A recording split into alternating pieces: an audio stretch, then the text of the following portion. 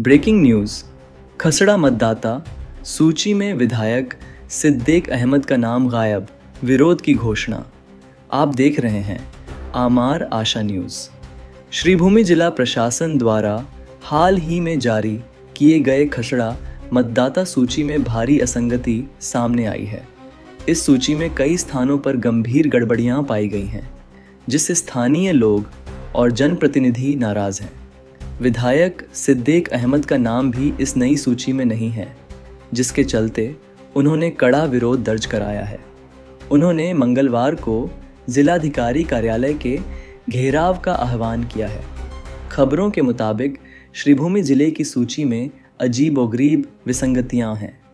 कई गांवों में आधे मतदाताओं का नाम दूसरे गांव की सूची में दर्ज है। कुछ मतदाताओं का नाम पूरी तरह से गायब है। पुराहुरिया सुतरकांडी के कोलिमा गांव में केवल एक व्यक्ति का नाम सूची में दर्ज है।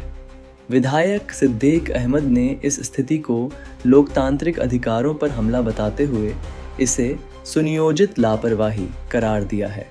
उन्होंने कहा, यह जनता के अधिकारों को कुचलने का प्रयास है। हम चुप नहीं बैठेंगे। जब तक सूची की गलतियां सुधारी नहीं जाती, हमारा आंदोलन जारी रहेगा। इस घटना से क्षेत्र में जनाक्रोश फैल गया है। स्थानीय लोगों का कहना है कि प्रशासन की इस लापरवाही से उनका मतदान का अधिकार खतरे में पड़ गया है। प्रशासन पर जल्द से जल्द इस मुद्दे को हल करने का दबाव बढ़ता जा रहा है। मंगलवार का घेराव कार्यक्रम कितना असरदार होगा, यह देखना बाकी है, लेकिन इस मुद्दे ने निश्चित रूप से जिले में राजनीतिक भूचाल ला दिया है। নিউজ ডেস্ক আমার আশা। আমি আমার কথা নিজেই বলছি, আমার গ্রামের কারো ভোট নেই, আমারও পর্যন্ত ভোট নেই। আমি একজন বিধায়ক, আমাকে কি তারা চিনে না? আমারও ভোট নেই, আমার গ্রামের মানুষের ভোট নেই, এবং এক একটা গাঁও পঞ্চায়েতে দেখা গেছে 2000-3000 ভোট অন্তত কর্তন করা হয়ে গেছে। আমরা আগামী মঙ্গলবারে আমরা 11টার সময় আমরা করিমগঞ্জ জেলাধিপতির যেটা অফিস, সেই অফিসটা ঘেরাও করব।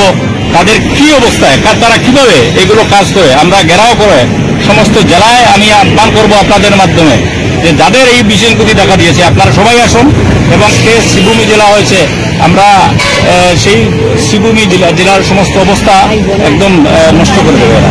700-800 ফুট কাটা হয়েছে, 200-250 ফুট কাটা হয়ে গেছে, এবং অনেক পোলিং সেন্টারে দেখা গেছে যে একজন মানুষকে দিয়েও পোলিং সেন্টার আছে, 6 জন মানুষকে দিয়েও পোলিং সেন্টার আছে, 32 জন মানুষকে দিয়েও পোলিং সেন্টার আছে, আবার 1800-1900 মানুষকে দিয়েও একটা পোলিং সেন্টার আছে। আমি জানি না তারা কিভাবে কাজ করছেন।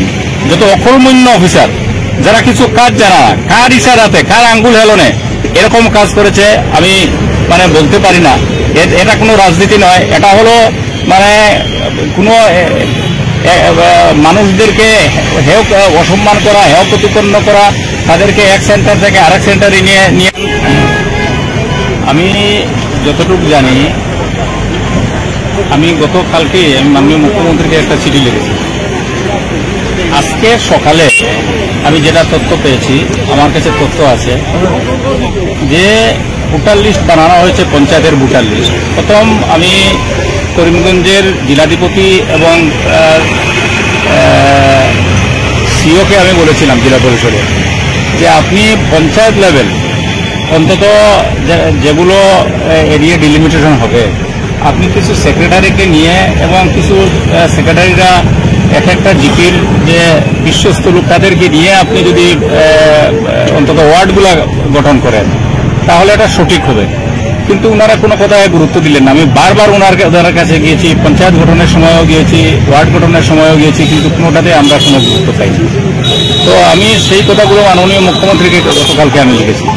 আজকে দেখা গেল যেটা লিস্ট বের হয়েছে, গতকালকেই বের হয়েছে, সেই লিস্টে দেখা গেছে যে এমনও পোলিং সেন্টার আছে যে পোলিং সেন্টারগুলো যারা ভোটার তাদেরকে থেকে 7-8 কিলোমিটার, 9 কিলোমিটার, 6 কিলোমিটারের এ ধরনের দূর নিয়ে তাদেরকে সেখানে রাখা হয়েছে, এবং এক একটা পোলিং সেন্টারে বুথ কাটা হয়ে গেছে, প্রায় 700-800 ফুট কাটা হয়েছে, 200-250 ফুট কাটা হয়ে গেছে, এবং অনেক পোলিং সেন্টারে দেখা গেছে যে একজন মানুষকে দিয়েও পোলিং সেন্টার আছে, 6 জন মানুষকে দিয়েও পোলিং সেন্টার আছে, 32 জন মানুষকে দিয়েও পোলিং সেন্টার আছে, আবার 1800-1900 মানুষকে দিয়েও একটা পোলিং সেন্টার আছে। আমি জানি না যে করিমগঞ্জের যে বর্তমান যে অবস্থা, যারা অফিসার যারা আছেন তারা কিভাবে কাজ করছেন।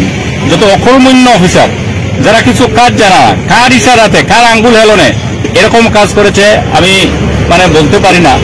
এটা কোনো রাজনীতি নয়, এটা হলো কোনো মানুষদেরকে হেয়